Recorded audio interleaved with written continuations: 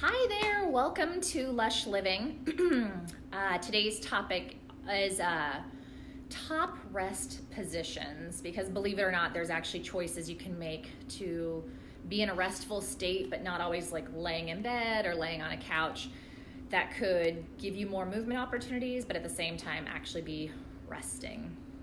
I'm Katie Lush, the creator of Lush Living, so thanks for joining me today. You might be able to hear in my voice, struggling a little bit in my voice. If you received my weekly email, I had written yesterday about how on Monday I went to bed and I kind of had like a sore throat and wasn't feeling great, and woke up yesterday, I was kind of fine, and then for whatever reason today I've woken up and I don't feel great.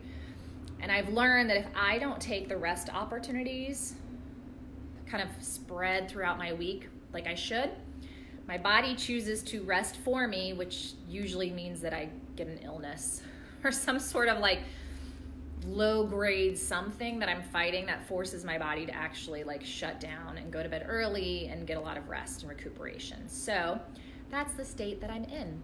But on the flip side, my family and I take a trip to Arizona right before Thanksgiving every year, and I call it the calm before the storm, in order to like rest, recalibrate, recharge, all before going into the holiday season. And I think ultimately it puts us in a better frame of mind for entering the holidays, having just had like a respite period.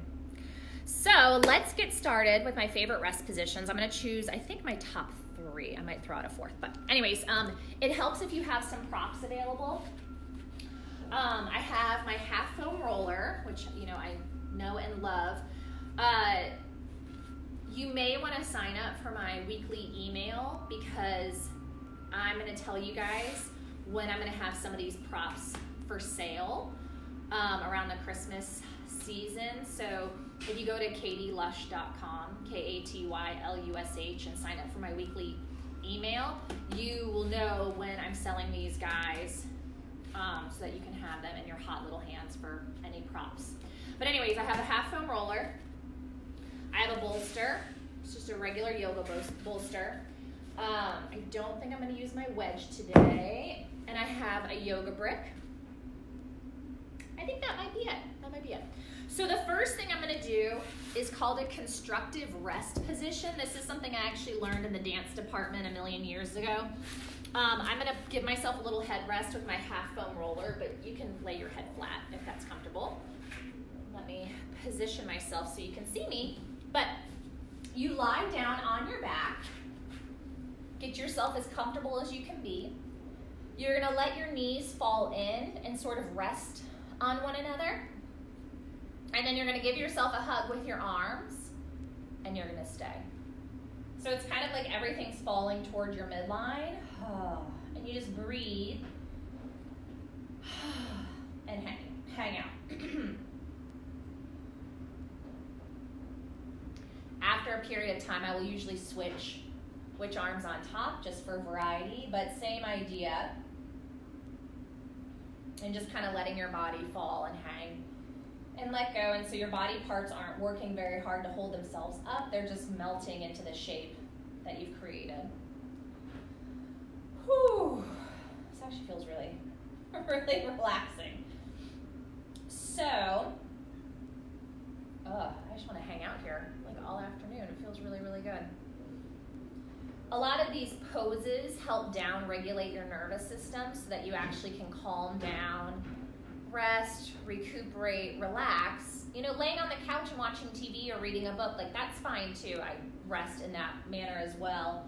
But like in yoga, they have Shavasana. There's nothing like that in the Pilates world, unfortunately, but I think that there's restful positions you can be in that can help calm your body down when it needs to.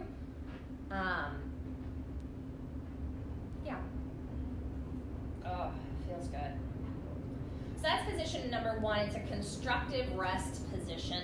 You can take that same positioning and hold on, I'm gonna go grab a stool real quick.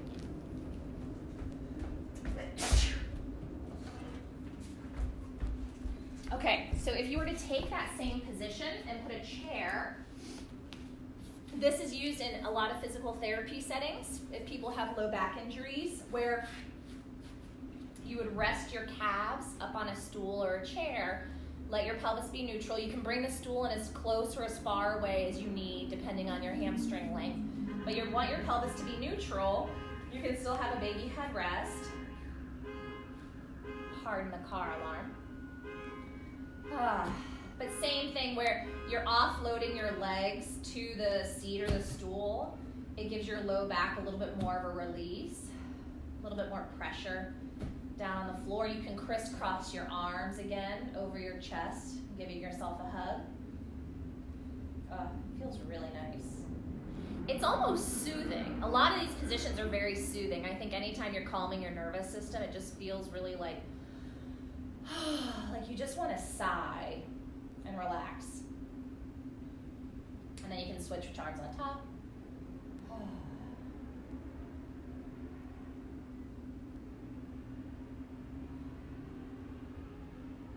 Just feels really good. Okay, so the caveat of all these positions are they're all positions you need to actually get onto the floor for. The constructive rest position, the first one I just showed, you can do it in bed, but obviously you're not going to put a chair in your bed. And then these next two, you want to be on a little bit of a harder surface. So the next one is an Iliacus Release. I'm going to use my favorite half foam roller. It's about 3 inches high, I believe. But you have options. You can either put the round side up or the flat side up. I'm going to do flat side up. You're going to lie down just like you did a moment ago onto your back with your knees bent and your feet flat, and you're going to take the half foam roller and slip it under your pelvis a little bit closer toward your feet so that it deliberately rocks and tucks your tail under into a baby curl. So my hip bones are leaned away from my thigh bones. My low back is almost touching down on the mat. Actually, mine kind of is up a little. But it's deliberately tucking you under. And then you hang out here, trying to almost open up the hip flexors, letting the ribs and the chest soften and sink.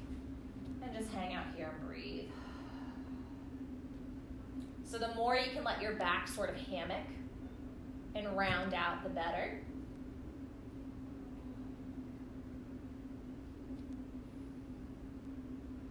I find being on a yoga mat for this is really helpful because my tendency is to slide up toward my head. So if I can be on a sticky surface, it kind of stops me from moving.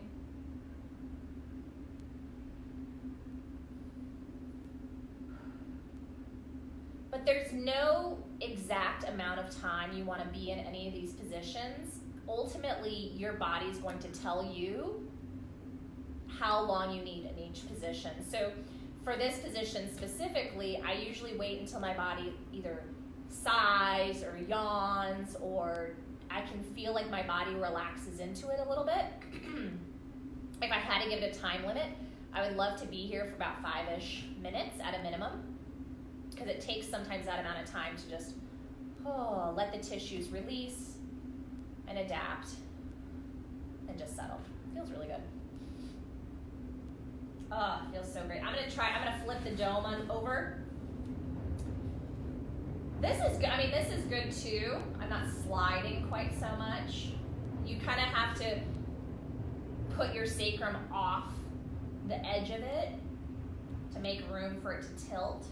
Actually, this feels really good too. It's a little harder under my bottom, but kind of in a good way. So play around with whatever feels best for you. If you don't have a half foam roller, you can just stack a bunch of pillows. If you have like a lumbar pillow, that might actually be a good option.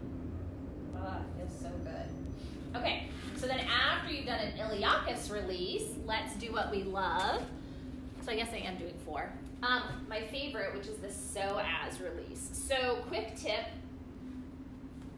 if you tend to have low back tightness, personally, I find if I do the Iliacus Release first, my body responds to the Soas Release better. If I do the Soas Release kind of cold, like first thing in the morning, sometimes it's really rough on my tissues. It's just a little too much too fast, which is fine. I just choose not to. I'll do the Iliacus Release instead and then work my way into the Soas Release second. So just a little food for thought. But I have a bolster. Again, you can stack a whole bunch of pillows and place your shoulders on them, and then I'm going to put my brick on here. You can also use a half foam roller as like a headrest.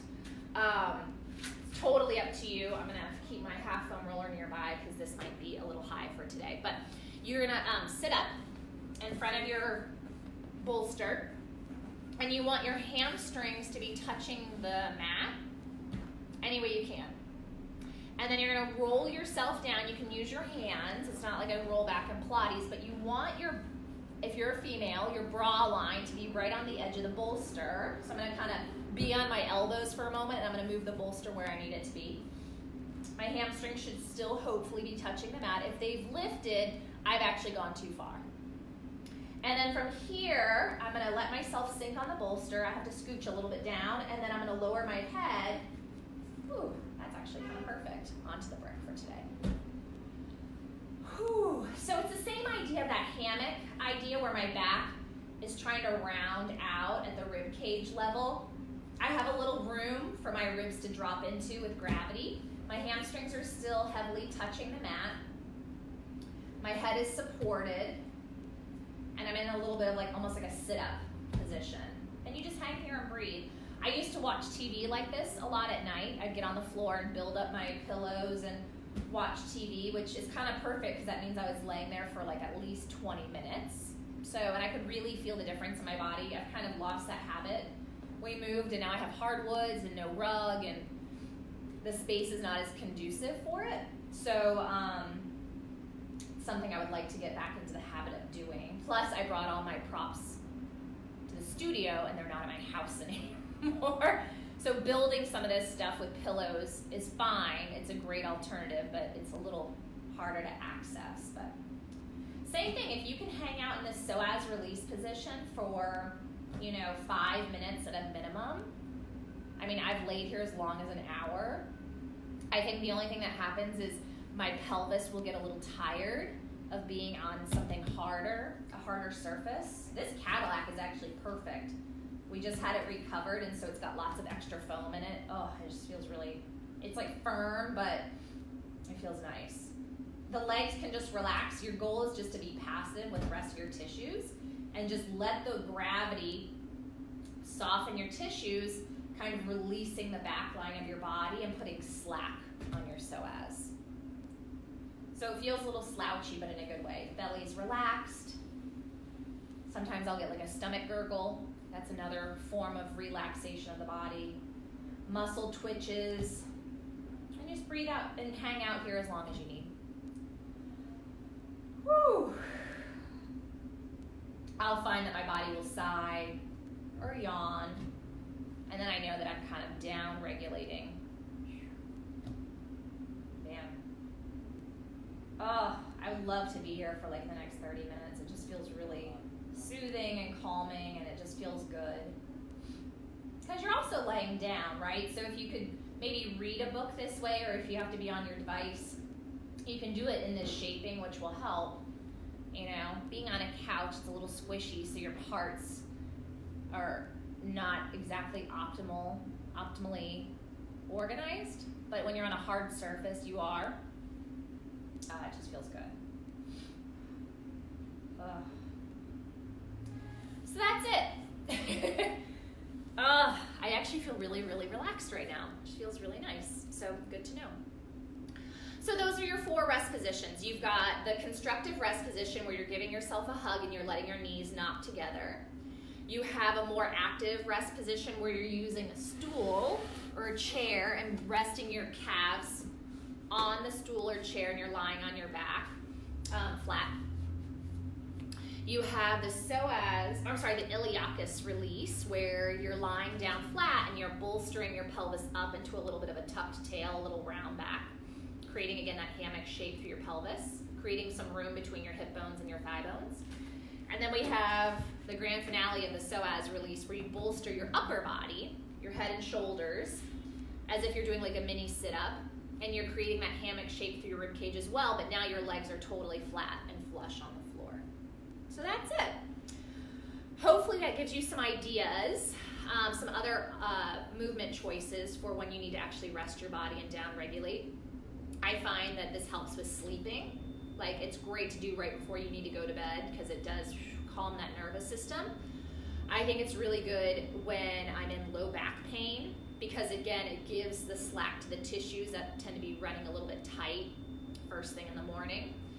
And I think if you have a meditative practice where you either listen to meditative podcasts or apps or whatever, choosing one of these positions as opposed to sitting cross-legged like a traditional like yogi meditative position, it's a nice alternative. I think you can get your body in a really calm state. It's a form of shavasana in yoga, so these are other poses you can take as a form of relaxation.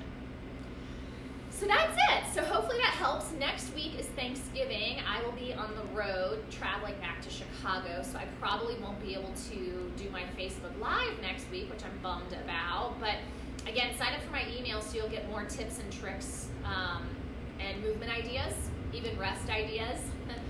And I'm doing a series on ways to de-stress and move a little bit more through the holidays that are easy and applicable and practical. But that's it. Thanks so much for joining me. If you have any questions, feel free to leave comments or DM me. I'm on Facebook. I'm on Instagram at the Katie Lush, and obviously my website, katielush.com. All right. Have a great Wednesday. Bye-bye.